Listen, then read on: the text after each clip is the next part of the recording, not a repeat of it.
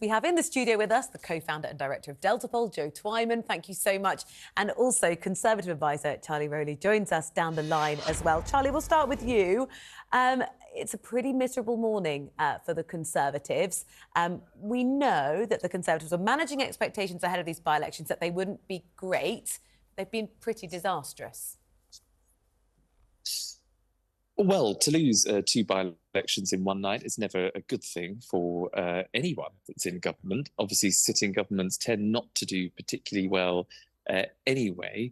But what I think it would be very difficult for people to draw absolute concrete conclusions from is because the turnout in both of these elections was incredibly low.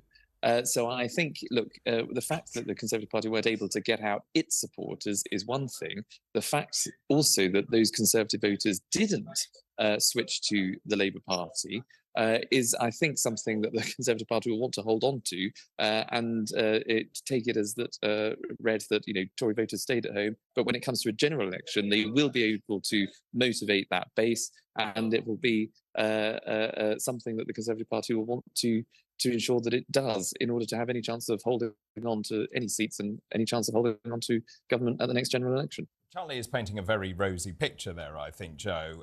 Just in terms of that, he mentions turnout. It wasn't dreadful. It was 37-38% across the two by-elections. But what he did say, is right, is that the Conservative voters are giving the Conservatives a very clear message here. They don't like what is going on. And that's true, and that's clear from the result. When you look historically at by-election turnouts, actually last night was slightly higher than you might expect in similar circumstances. It's always lower at by-elections, and in the run-up to 1997, similarly, you had relatively low turnout, big swings to Labour, and that was then replicated at the general election. Now, we wouldn't expect a swing of over 20% at the general election. In fact, if it was the size that we've seen last night, then Rishi Sunak would lose his seat.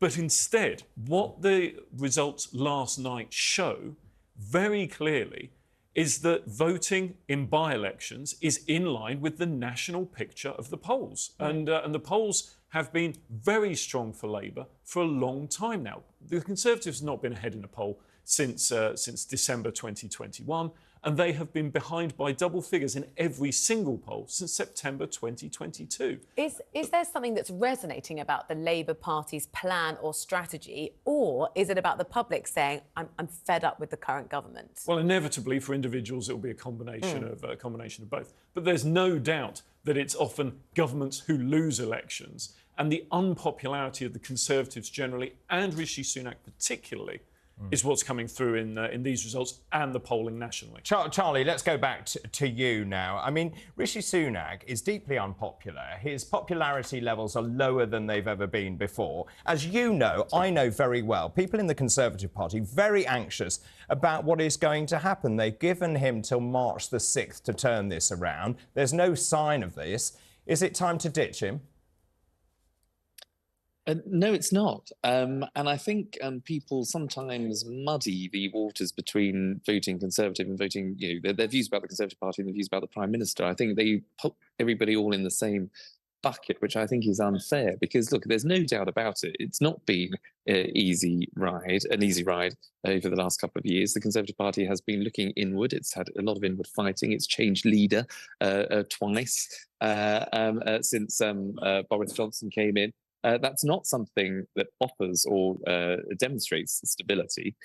So for those reasons, coupled with policy debates that should have been tackled, I think, behind closed doors rather than being in the full view of the public, has just left the public, I think, slightly exacerbated with the party. So when it comes to the general election, I think you will have Rishi Sunak being able to genuinely go to the country to say, look, it has been a tricky time, but if he can unite the party, he can say under his leadership, all the things that he did when he was Chancellor, particularly during those difficult times as COVID, to protect people's lives and livelihoods. As Prime Minister, he's been able to get inflation down. He's been able to hopefully grow the economy. I know we have the announcement yesterday of being in recession was on the back of last year. I think things every economist so far, what I've heard, has said that obviously the economy this year has picked up a bit, so we won't be in recession for too long. It's a technical recession in that sense.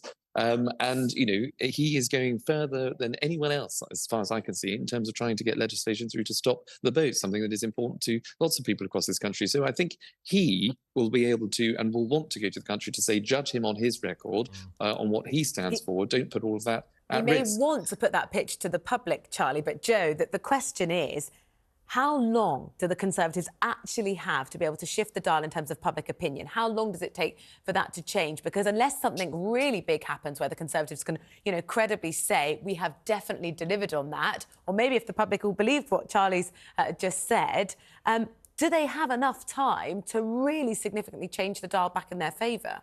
In British politics, we so often talk about various things that are happening and the impact it will have.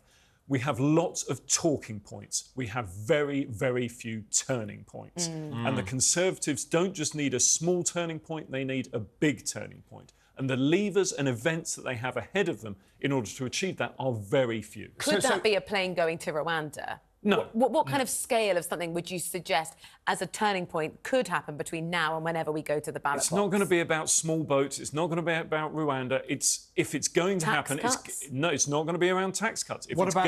If it's going to happen, it's going to be around the general economic situation. So what about the budget? Labour Party, though? Because the polling, and this is your speciality, the polling is all over the place. The Savanta poll that came out shows Labour's lead actually decreasing quite significantly. The anti-Semitism that's been accused of the Labour Party, is that enough to turn this around? Not at all. The Savanta poll was simply a reversion to the mean that they'd seen in previous polling.